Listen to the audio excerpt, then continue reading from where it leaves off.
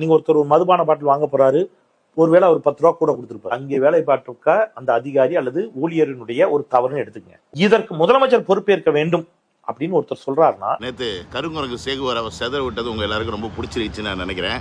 ஏன்னு கேட்டிங்கன்னா, நம்ம ஃப்ளோலேயே நம்ம வீடியோ போட்டோம். தளபதி என்னதான் கையை கட்டி போட்டாலும் இந்த மாதிரி கலசடிங்களுக்கெல்லாம் நம்ம நம்மளுடைய பாணியில் பதில் சொன்னால் தான் நமக்கு ஒரு திருப்தியாக இருக்கும், உள்ள ஒரு ஃபுல் சாட்டிஸ்ஃபேக்ஷன் கிடைக்கும். ஸோ அந்த மாதிரி 2 தற்கொலைகளை தான் நம்ம இன்றைக்கி இந்த வீடியோவில் பார்க்க போகிறோம். ஒன்று அண்டாவாயன், இன்னொருத்தன் பேர் என்னன்னு தெரில. அதில் இந்த திமுகவில் இருக்கவங்களுக்கெல்லாம் பார்த்தீங்கன்னா அறிவாலயம்னு பேர் வச்சுருக்காங்க அவங்களுடைய தலைமை ஆஃபீஸுக்கு. அதனால என்னமோ இவங்களுக்கெல்லாம் ரொம்ப அறிவு நிரம்பி வழியிறதான்னு நினச்சிக்கிட்டு இவங்க பேசிக்கிட்டு இருக்காங்க. ஆனால் அடிப்படையில் இவங்க முட்டாள்கள் அப்படின்ற விஷயம் அவங்களுக்கு புரியுதோ இல்லையோ மக்களுக்கு புரியணும். ஏன்னா இவங்க பண்ணுற விஷயங்கள், இவங்க பேசுகிற விஷயங்கள் எல்லாமே மக்களை பாதிக்கக்கூடிய விஷயங்களாக தான் இருக்குது. பட் அதை மக்கள் புரிஞ்சுக்க மாட்டேங்கிறாங்க. அதையும் மீறி ஏதாவது மக்கள் கேட்டாங்கன்னா அந்த மக்களை மிரட்டுற வேலையை இன்றைக்கி மேடைக்கு மேடை செஞ்சுக்கிட்டு இருக்காங்க. ஸோ அதுதான் இந்த வீடியோவில் பார்க்க போகிறோம். ஸோ வாங்க அந்த அண்டாவாயனையும் அந்த அறவை காட்டு மண்டையனையும் இன்றைக்கி பொழப்போம்.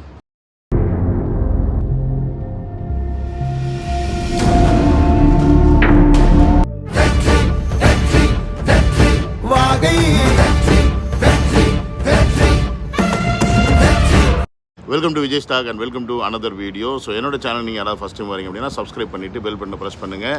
நம்மளுடைய நோக்கம் என்னன்னு பார்த்தீங்கன்னா சேனல் மூலியமாக மக்களின் அரசியல் புரிதலை பெருசாக்கணும்.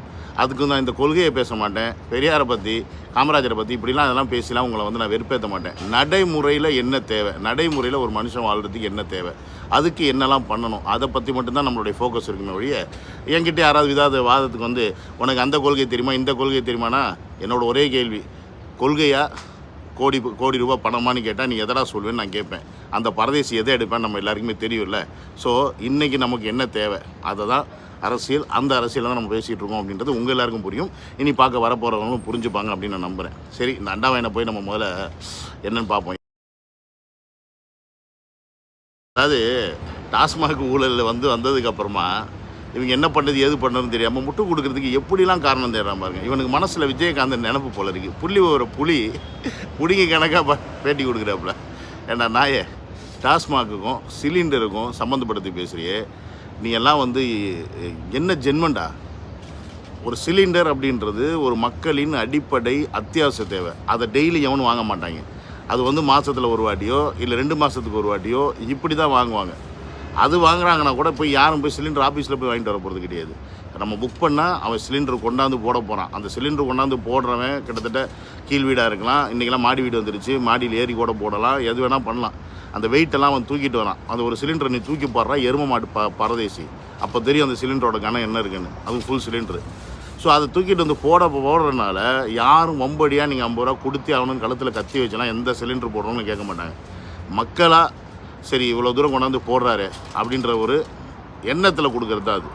அதை கூட யாராவது வலுக்கட்டாயமாக கேட்டால் பண்ணால் கம்ப்ளைண்ட் பண்ணால் அவங்க மேலே ஆக்ஷன் எடுக்கிறதுக்கான எல்லா வசதியுமே சிலிண்டர் ஆஃபீஸில் கொடுத்துருக்காங்க. பட் இதை மீறி தான் மக்கள் அவங்களுடைய அந்த அது வேலையை தான் பார்க்குறாங்க. ஓகே, அவங்க சம்பளம் வாங்குறாங்க, இருந்தாலும் வீடு வீடாக ஒரு நாள் ஃபுல்லாக அந்த சிலிண்டர் கொண்டு போய் அவன் தூக்கி போடுறான் பாரு. அந்த தூக்கி போடுறதுக்கு கொடுக்குற ஒரு கூலி தான். சிலிண்டர் போடுற டயத்துலலாம் வீட்டில் எந்த ஆம்பளையும் இருக்க மாட்டாங்க, லேடிஸ் தான் இருப்பாங்க மேக்ஸிமம். அப்போ அந்த டயத்தில் அவன் சிலிண்டர் கொண்டாந்து கீழே வச்சுட்டு போயிட்டானா எவன்டா வீட்டில் கொண்டாந்து போடுவான்? அவன் பொண்டாட்டியாக தூக்கிட்டு வரும். ஏன்டா புறம்போக்கு, நீ தூக்கியிருக்கியா இல்லையா சிலிண்டர் ஒரு நாளைக்கு? அது தூக்கியிருக்கியா இல்லையாடா அண்டாவாயா? அதோட வெயிட் என்ன தெரியுமா உனக்கு? உன்னை விட நீயே கணப்ப உன்னை விட கனமாக இருக்கும்டா அது. சப்போஸ் இந்த 40 ரூபா 50 ரூபா வீட்டில் இருக்க லேடிஸ் கொடுக்க மாட்டேன்னு சொல்லிட்டாங்கன்னு வச்சுக்கோங்க, டோர் வரைக்கும் தான் எங்களால் டெலிவரி பண்ண முடியாது, அதுக்கு மேலே எங்களுக்கு டெலிவரி பண்ண முடியாதுன்னு சொல்லிட்டாங்கன்னா என்ன பண்ணுவீங்க? நக்குவீங்களா உட்காந்துட்டு சோத்துக்கு? பிச்சைக்கார போகிறம்போக்கு நக்குவீங்களாடா? எதை கூடடா கம்பேர் பண்ணுற? டாஸ்மாக் அப்படியா? டாஸ்மாக்கு நீ என்ன வீட்டில் கொண்டாந்து சப்ளை பண்ணுறியா? அவன் நீ சுடுகாட்டில் திறந்து வச்சா கூட போய் உட்காந்து குடிக்கிறதுக்கு ரெடியாக இருக்கிறாங்க. அங்கே போயிட்டு நீ டாஸ்மாக் வாங்குகிற இடத்துல அவன்ட்டு நீ வடாவடியாக 5 ரூபா 10 ரூபா பாட்டில் பிடிச்சி காசை பிடிச்சி வாங்கிட்டு இருக்க, கம்பல் பண்ணி அந்த பாட்டில் கொண்டு போய் திருப்பி கொடுத்தா தான் அந்த காசை திருப்பி கொடுப்பாங்க. அந்த மாதிரி வேலையெல்லாம் இப்போ நடந்துக்கிட்டு இருக்கு. ஸோ நீங்கள் அந்த அளவுக்கு அதை கொள்ளையடிக்கிறீங்க. நீ என்ன கம்பேரிசன் பண்ணுற? இந்தியாவில் ஒரு நாளைக்கு 20 லட்சம் சிலிண்டர் விற்கிறாங்க, இத்தனை 1000 கோடி அது மூலிமா வருஷத்துக்கு ஊழல் நடக்குதுன்றியே. ஒரு நாள் 20 லட்சம் சிலிண்டர் எத்தனை கோடி மக்களுக்குடா? 140 கோடி மக்களுக்கு. 140 கோடி மக்களுக்கு 20 லட்சம் சிலிண்டர் விற்று ஒரு நாளைக்கு 10 கோடி ரூபா அடிக்கிறது ஊழல்னா, 8 கோடி மக்கள் வாழ்கிற தமிழ்நாட்டில் வெறும் 5000 சாராய கடை, வெறும் இல்லை அதிகமான கடை தான் அது. 5000 சாராய கடை வச்சு ஒரு நாளைக்கு கடைக்கு வீதம் 20,000 ரூபா எக்ஸ்ட்ரா அடித்து ஒரு நாளைக்கு கிட்டத்தட்ட 10 கோடி ரூபா அடிக்கிறீங்களே. இதில் எதிராக பெரிய கொள்ள புறம்போக்கு. இந்த காசு எங்கடா போச்சு? 10 கோடி ரூபாயும் வந்து அந்த கடையில் இருக்க வந்து எக்ஸ்ட்ரா 10 ரூபா 5 ரூபா வாங்கினா நீங்கள் விட்டுருவீங்க. நீங்களாம் அவ்வளோ நல்லவங்க மயிராண்டிங்களே. வாங்க சொல்கிறது நீங்கள் தான்டா. நீங்கள் தான் வாங்க சொல்கிறது, வாங்கிட்டு நீங்கள் ஆட்டையை போட்டுக்கிறது. இந்த காசு கணக்கில் வராது. அதில் விற்கிற சரக்கும் நல்ல சரக்காக இருக்காது, பாதி போலி சரக்காக இருக்கும். பிராண்டடாக வாங்கினா மட்டும்தான் மக்களுக்கு நல்ல சரக்கு கிடைக்கும். அவன் அடிக்கிறது பத்தாமல் போதை ஏறாமல் தான் திருப்பி வாங்கி அடிக்கிறாங்க. அந்தளவுக்கு மானங்கட்ட சரக்கை விற்கிறீங்க. ஸோ இது தாண்டா கொள்ளை. இந்த கொள்ளையை தடுக்கிறதுக்கு சிஎம் தான் தேவை. ஏன்னா டாஸ்மாக் அப்படின்றது சிஎம்முடைய கண்ட்ரோலில் தான் இருக்குது. இல்லாட்டி ப்ரைவேட்டில் விட்டுட்டு போ, ப்ரைவேட்டில் மொத்தமாக மாற்றி விட்டு போ. எதுக்கு நீ கவர்மெண்ட் கண்ட்ரோல் வச்சுருக்க? அதில் தானே வருவாய் பார்க்குற, அதில் தானே கோடி கோடியாக சம்பாதிக்கிற. டார்கெட் ஃபிக்ஸ் பண்ணி வைக்கிறீங்களேடா, தருதலைங்களா? 50,000 கோடி 40,000 கோடி 1,00,000 கோடி வரணும்னு டார்கெட் ஃபிக்ஸ் பண்ணுறீங்கல்ல. எதுக்கு அந்த காசுலாம் எங்கே போகுது? உன்னெல்லாம் உன் பொண்டாட்டி செருப்பாலே அடித்து நீ சிலிண்டரை பற்றியும் சாராயத்தையும் கம்பேர் பண்ணி பேசுவியாடான்னு சொல்லி வாயிலே குற்றி கொடுத்துருந்துன்னு வச்சுக்க, நீ திருந்திருப்ப. என்ன பண்ணுறது? அண்டா வாயினா ஆல்ரெடி நீ இருக்கிறனால அது நினச்சிருக்கோம். இவன் வாயே பெருசாக அண்டா மாதிரி தான் இருக்குது, இதில் வேறு இவனை என்னத்தை நம்ம கிழிக்க போகிறோம் அப்படின்னு நினச்சிருக்கோம் போல இருக்குது. ஒரு நாளைக்கு உன்னெல்லாம் சிலிண்டர் தூக்க விடணும்டா. அப்போ தான்டா தெரியும் சிலிண்டர் தூக்கனோட வழி. அவங்களுக்கு அதுக்காக நம்ம கொடுக்குற காசை நியாயம் நான் சொல்ல வரல. அது நம்ம ஒருத்தரும் விருப்பப்பட்டு கொடுக்குறதும் கொடுக்காமல் இருக்கிறது அவங்களுடைய தனிப்பட்ட விஷயம். பட் சாராய கடையில் கம்பல் பண்ணி வாங்குறீங்க, அது கட்டாயப்படுத்தி வாங்குறீங்க. அவங்களுக்கு அந்த போதை வேணுன்றனால வேறு வழி இல்லாமல் கொடுத்து வாங்கிட்டு போகிறாங்க. ஸோ அதுதான் தப்பு. அதை முதல்ல புரிஞ்சுக்கங்கண்ணா. மக்கள் முதல்ல அதை புரிஞ்சுக்கணும். இந்த மாதிரி தற்கொலை பேசும்போது இவன் எங்கேயாவது ரோட்டில் பார்த்தீங்கன்னா செருப்பை கொண்டு அடிங்க, அப்போ தான் புத்தி வரும். சொல்லுது 1000 ரூபா பிச்சை காசு.